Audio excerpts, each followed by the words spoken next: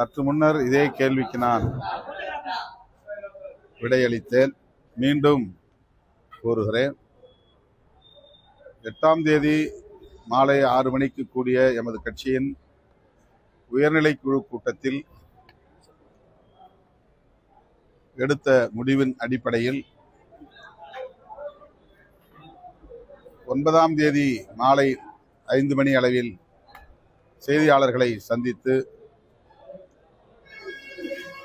வெளியிலிருந்து எங்கள் ஆதரவை நல்குகிறோம், நிபந்தனையற்ற ஆதரவை வழங்குகிறோம் என்று அறிவித்தோம்.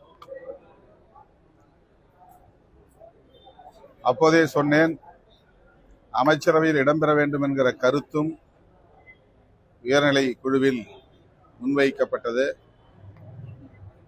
குறிப்பாக கட்சியின் பொதுச் செயலாளர் ரவிக்குமார் அவர்கள் அந்த கருத்தில் மிகவும் உறுதியாக இருந்தார். ஆகவேதான் 9ஆம் தேதி பகல் 12 மணி அளவில் மீண்டும் நாங்கள் கூடி பேசுகிற சூழல் உருவானது. இறுதியில்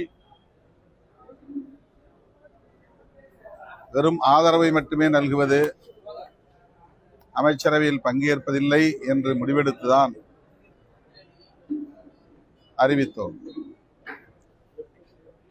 அமைச்சரவையில் பங்கேற்பதில்லை என்கிற நிபந்தனையற்ற ஆதரவு என்கிற அறிவிப்பை வெளியிட்டோம். இப்போது ஆதவ அர்ஜுனா அவர்கள் விடுதலை சிறுத்தைகள் கட்சிக்கும் இந்திய யூனியன் முஸ்லீம் லீக் கட்சிக்கும் வெளிப்படையாக ஒரு அழைப்பு விடுத்திருக்கிறார். அமைச்சரவையில் விடுதலை சிறுத்தைகளும் பங்கேற்க வேண்டும் என்பதை வலியுறுத்தி இருக்கிறார். அது தனிப்பட்ட முறையில் அவருடைய கருத்து இல்லை, முதலமைச்சரின் கருத்து என்பதையும் பதிவு செய்திருக்கிறார்.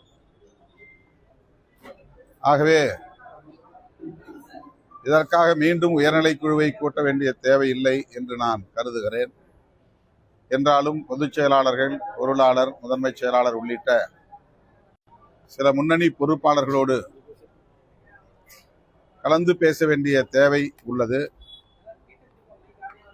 இந்த அழைப்பை எப்படி நாம் எதிர்கொள்வது என்கிற அடிப்படையில் நாங்கள் கலந்து பேசி விரைவில் எங்கள் முடிவை அறிவிப்போம்.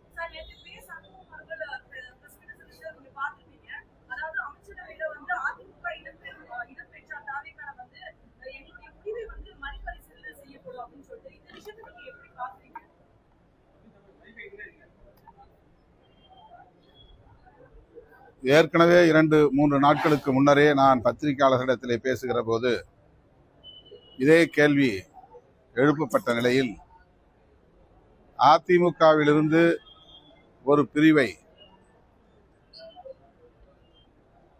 வரவேற்கக்கூடிய வகையில் அவர்களுக்கு அமைச்சரவையில் இடம் கொடுப்பதாக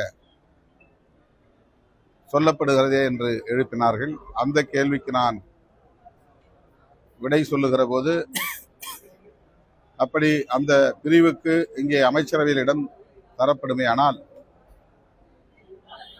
எங்கள் ஆதரவு நிலைப்பாட்டில் மறுபரிசீலனை செய்ய வேண்டிய சூழல் உருவாகும் என்று 2-3 நாட்களுக்கு முன்னரே பதிவு செய்தேன். தற்போது அத்தகைய முயற்சி ஏதும் இல்லை என்ற தகவலும் கிட்டியிருக்கிறது. அதிமுகவிலிருந்து விலகி இருக்கிற ஒரு பிரிவினருக்கு அமைச்சரவையில் இடம் தருவதற்கான வாய்ப்பில்லை என்கிற தகவல் தாவேகா தரப்பிலிருந்து தரப்பட்டிருக்கிறது.